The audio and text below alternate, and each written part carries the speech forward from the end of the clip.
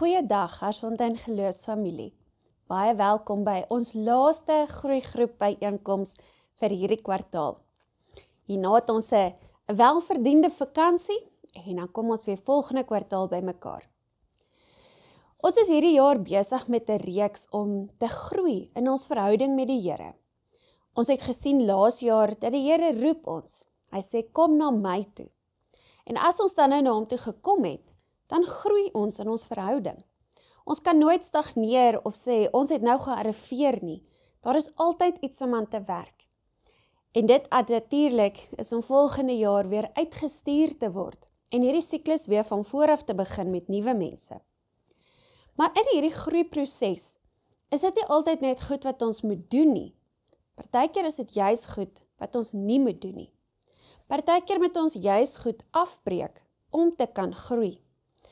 Miskien kan jy in jou eie lewe sommer vinnig dink aan dinge wat jy weet jy moet afbreek. Want daar is dinge wat tussen ons en die Here kom staan. Paulus sê vir ons dat niks kan ons skei van die liefde van Jesus nie. En dan noem hy daar bose magte en engele en dieptes en hoogtes en niks op hierdie aarde of onder die aarde nie. Maar partykeer skei ons onsself van God.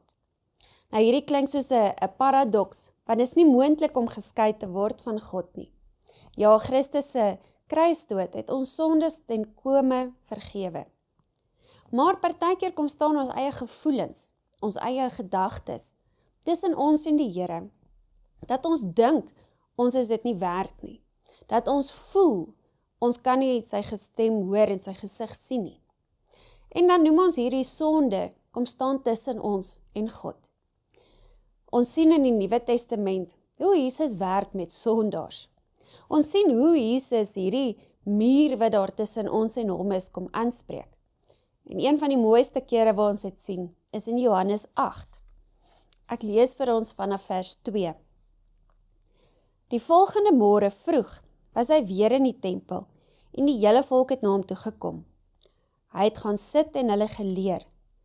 Die skrifgeleerdes en die fariseërs bring toe 'n vrou wat op oorspel betrap is en laat haar in die middel van die kring mense staan. Hulle het vir hom gesê, meneer, hierdie vrou is op heterdaad betrap waar sy oorspel gepleeg het. Moses het ons in die wet beveel om sulke vroue te stenig. Maar wat sê u? Dit het hulle gevra om hom uit te lok, sodat hulle iets kon kry waaroor hulle hom kon aankla. Maar Jesus het gebuk en met sy vinger op die grond geskrywe. Toe hulle aanhou om hom te vra, het hy regop gekom en vir hulle gesê, laat die een van julle wat 'n skoon gewete het, eerste 'n klip op haar gooi.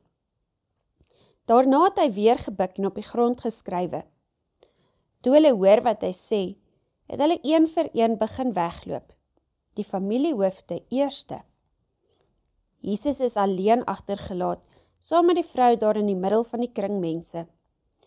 Toe het hy regop gekom en vir haar gevra, mevrou, waar is hulle? Het nie een van hulle die oordeel oor jou voortrek nie? Niemand nie, Here, sê sy. Toe sê Jesus, ek doen dit ook nie. Gaan maar en moet van nou af nie meer sonde doen nie.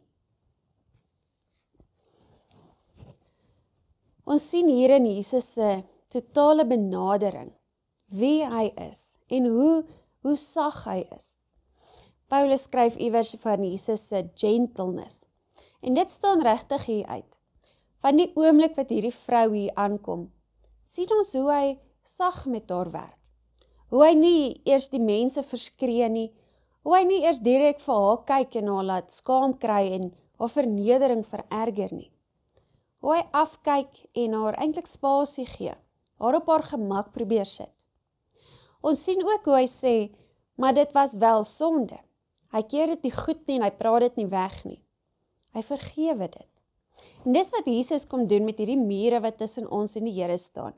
Hierdie mure is goed wat ons self daar kom sit. Dis ons self wat dit daar bou. En Jesus kom breek dit keer op keer af. Ongelukkig weet ons dat ons hierdie mure partykeer nog in stand probeer hou. Ons eie skuldgevoelens, ons eie verwyte. Partykeer laat dit daai muur nog staan in ons eie koppe, al is hy dalk al reeds afgebreek. Maar elke een van ons het goed in ons lewe wat ons moet afbreek. Goed wat ons keer om te groei. Goed wat ons belemmer. Goed wat maak dat ons nie God se stem hoor soos wat hy wil hê ons moet nie. Dalk is dit doodgewoon omdat ons nie luister nie.